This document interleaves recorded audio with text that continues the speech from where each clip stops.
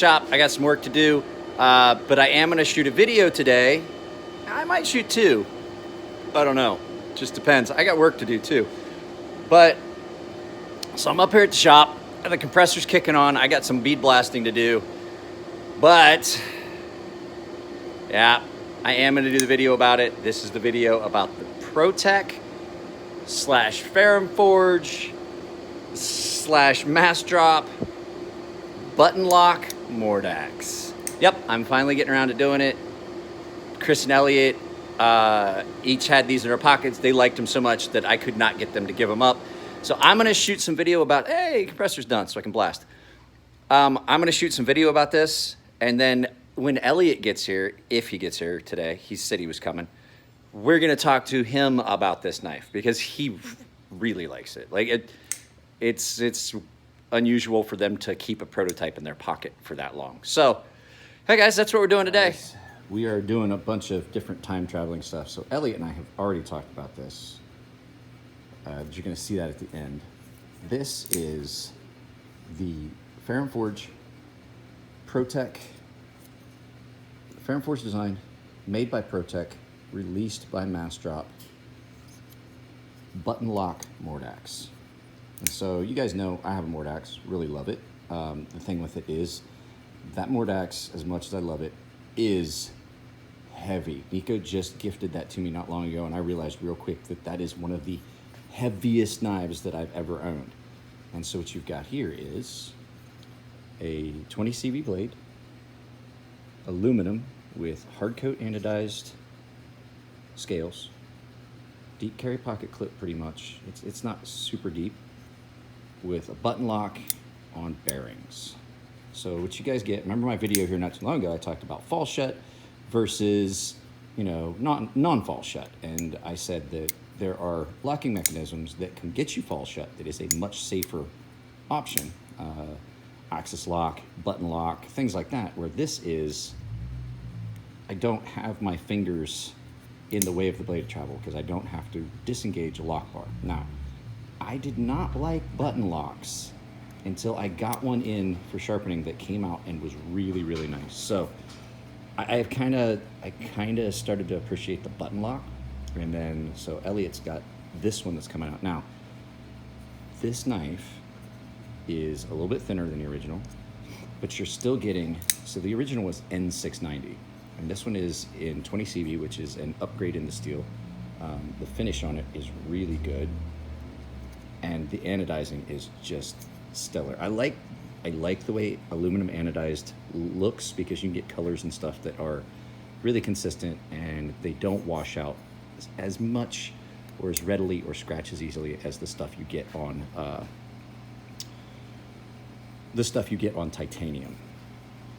So yeah, I mean, you're getting basically an upgraded, re-engineered version of the original Mordax, which was an amazing knife. And this is, you know, the Mordax was, I'm not gonna lie, the Mordaxes were really nice, but a lot of them are really plain Jane because milling, as Elliot will allude to, milling titanium is expensive.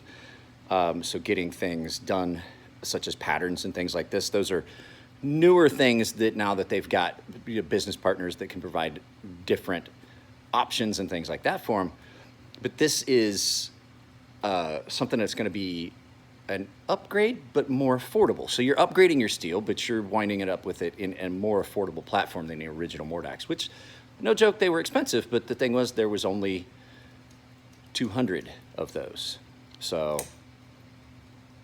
who knows, guys? So with that being said, here's Elliot, and he can talk to you guys about this and elaborate on it a little better than I can. The Mordax, the fancy, wow, that's special. Almost plugged into my shit, isn't it? Yeah, because we watched Netflix last night.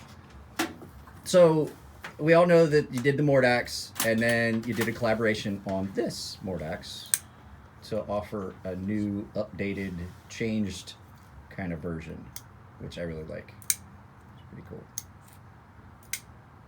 Yes, Michael. So, I mean, that's the first button lock you guys have ever made. Correct. and you had it. You guys did it with ProTech, and it's being released through through Massdrop. Yes. But overall, what are the major differences besides the fact that yes, it's a button lock and it's aluminum scales and shit like that? I mean, there's some major differences, but I mean, you stayed pretty true to the original design. We didn't change much in terms of the original lines of the knife. Significant change would be blade thickness. One of the complaints that we've had over the years is that our blade stock is really thick, and it is really thick, because that's the way I like it. And actually thinner is the way that ProTech likes it. So I went, great, let's do it thin. What dimension do you guys want? They're like, we stick around right around the eighth inch. And I'm like, cool, works for me. It's not quite as thick as the other knives, but not thin as other stuff you see, so it's still pretty robust. It's a decent thickness. Yeah. The other thing is that this is a two-part construction. It's one of the things you can do really effectively in aluminum. It's hard to do in titanium. Well, it's not hard. It's expensive to do in titanium.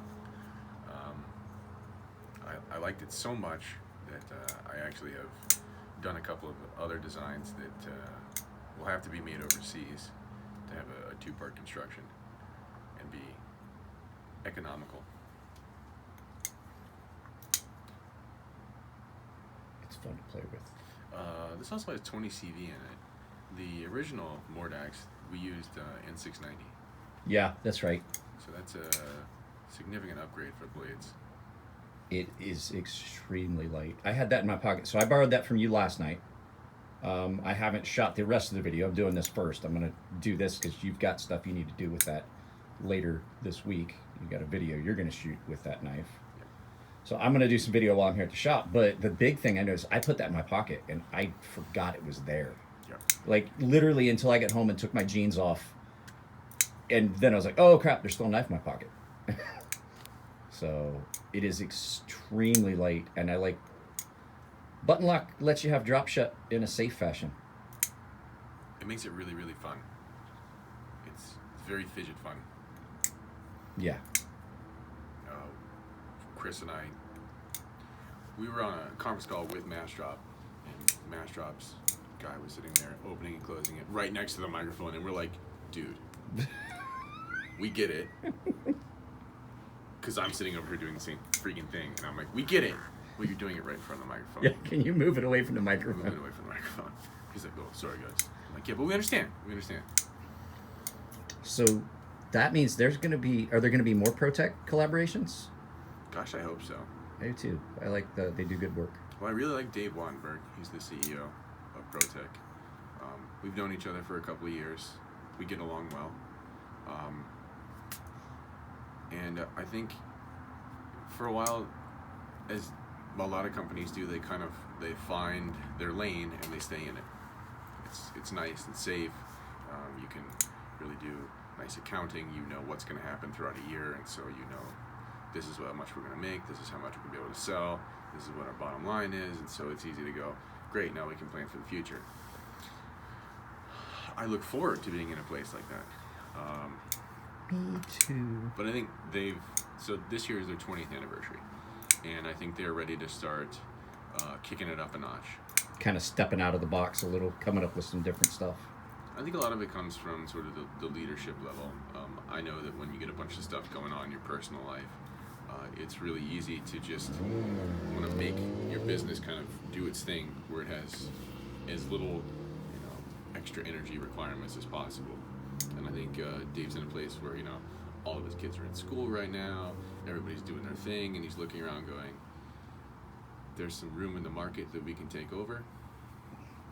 Instead of just sitting back in cruise control, maybe press on the throttle a little bit, move forward. I think Dave also made a very interesting decision to go ahead and do original equipment manufacturing, OEM work.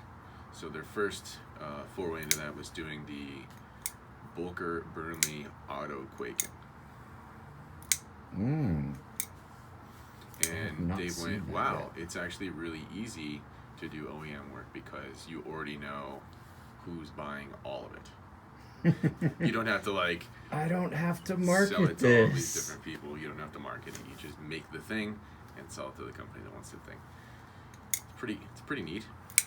It's kind of like making designs for other companies, Yeah. which I found, like, because you helped me render the Hornet and all that. We sent it off, and Wee's going to be producing it. And I was like, holy crap! All I have to do is just answer a few questions, and they're going to sell all those knives for me. Hopefully, they sell a lot of them. That's cool. It's like passive income. When you're doing OEM, you actually have to do the work, but Yeah. but it's known variables, which is always nice when you have knowns.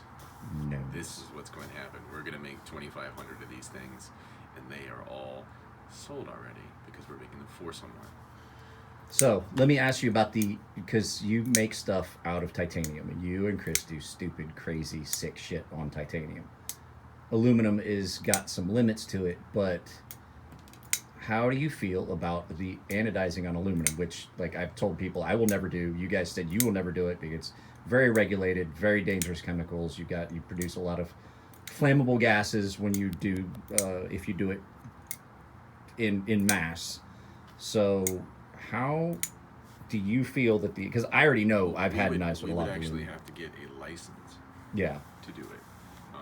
It's one of these ones where, because we're a business, if we were to do aluminum anodization here, and didn't have that license, and an inspector came, and this is an industrial park, so there are inspectors and stuff in this area, yeah, we would get fined really heavily for that. So how do you? I mean, the hard coat aluminum anodizing, it holds up pretty well. Now I know that I know this.